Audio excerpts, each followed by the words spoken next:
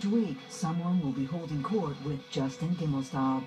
This week, it's Lendl. Yvonne talks to Justin about coaching Andy Murray, Tony Roach's impact on his career, and his rivalry with John McEnroe. Yvonne, thanks for joining us. Always a pleasure to spend time with one of the icons of the sport. You didn't play for almost 16 years. You were away from the sport for almost 18 years. What is it like being back in the mix? Well, I wouldn't say I was completely away from it. I did watch on television. I always made a point of watching the major semis and finals because that's where I find it very interesting, or did find it very interesting. And I enjoyed watching the game, but we had a young family and I had other priorities. How are you enjoying your being part of Andy's team and the progress that he's made? Well, I enjoy working with Andy and his team. He has a great team around him and it's a lot of fun. But on the other hand, I'm not keen on the traveling too much. What did you miss most when you were away from the sport? I think the guys in the locker room are more thick-skinned than most of my friends, and they can rip back a lot more than my friends do. So that was a lot of fun, going back and forth with Leander and Stepanek and those older guys. We know each other for so long, and we're having fun. So what did draw you to tennis? Both of my parents played, and they went to the club every day, so I came with them. And in the club there's nothing else. There is no pool, there is no restaurant, there is no other activity. So you either play tennis or you get bored. Who was your biggest influence? Well, I had a lot of help. I think the key was my first teacher, who gave me fundamentals, because I see it at the academy and I see it everywhere that people come with a lot of fundamental flaws. And you can even look at the tour and you see people having weaknesses or bad technique on certain shots and so on and so on. And I was very fortunate that I had minimum of that. So I either could ignore it, like on my forehand volley down the line, or I was able to get rid of it relatively quickly because my fundamentals were good. I think that let me develop at a fairly good pace. And then the last one obviously was Tony Roach. What did Tony contribute? Well, Tony knew what I was going through. Tony knew how it feels to be on the major finals court. He had very good feel when to talk, when not to talk, didn't overcoach, but didn't undercoach either. He just understands the game. I think he's the best coach in the business. Did you take some of his coaching principles into your coaching specifically with Andy? As much as I could remember, and whatever applied, because not everything applies to everybody. There's some unique synergy with you and Andy in the fact that you both lost 4 major finals before breaking through. Yeah. Anything profound that you believe that you were able to impart with Andy to help him in that 5th major championship? I don't think so. I think you cannot point to one thing.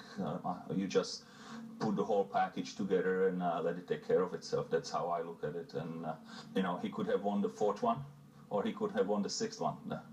You really can't do anything about it. It just happens the way it happens, and you just prepare yourself, or in my case now with Andy, the best you can, and let it take care of itself. But you always believed that he had the ability and inevitably he would break through, with or without you even. I had no doubt about it. Why is that? Well, he works hard, he wanted it, and he's a great player. Work ethic is at the cornerstone of your achievement, your legendary training regime.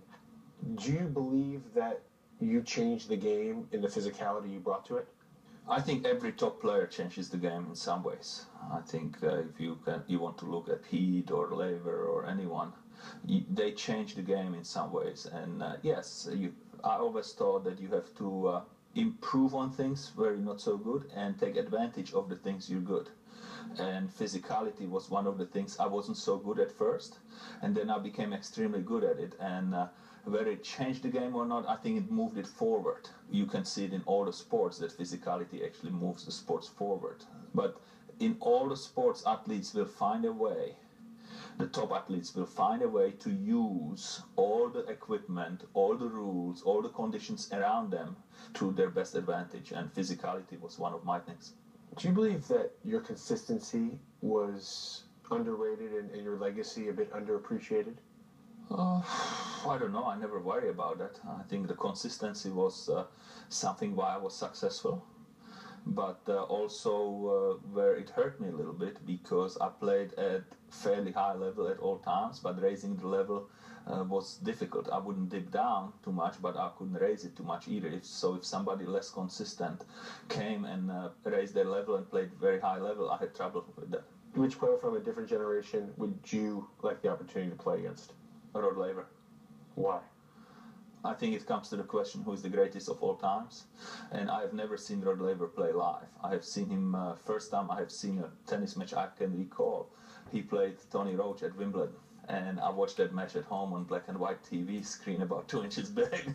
But little did I know that Tony will be coaching me one day. I was 8 or 9 years old, but I had the pleasure of hitting with Rod one day in Stratton Mountain. He warmed me up for the finals when I was playing John. And even at that age, I think he must have been in his mid to late 40s at that time.